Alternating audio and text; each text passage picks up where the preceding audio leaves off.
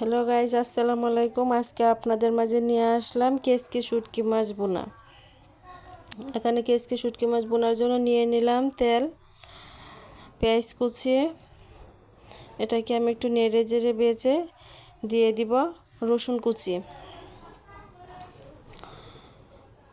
পেঁয়াজ আর রসুন ভালো করে আমি ভেজে নিয়ে নিব যতক্ষণ না পর্যন্ত একটা ব্রাউন কালার চলে আসে।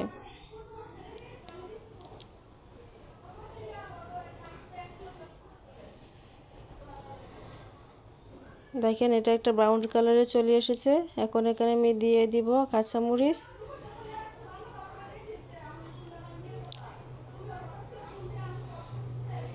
দিয়ে দিলাম হলুদের গুঁড়া, মরিচের গুঁড়া, মশলা, পরিমাণ মতো লবণ।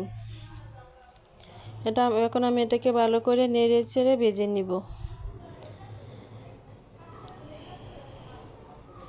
এখানে দিয়ে দিলাম সামান্য পরিমাণ পানি, যাতে মশলাটা পুড়ে না যায়। এখন মশলাটা আমি 2 মিনিটের মতো কষিয়ে নেব।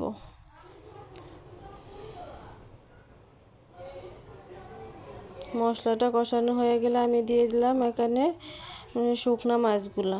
আমি এই মাছগুলো আগে থেকে ভালো করে পরিষ্কার করে গরম পানি দিয়ে রেখে দিয়েছিলাম।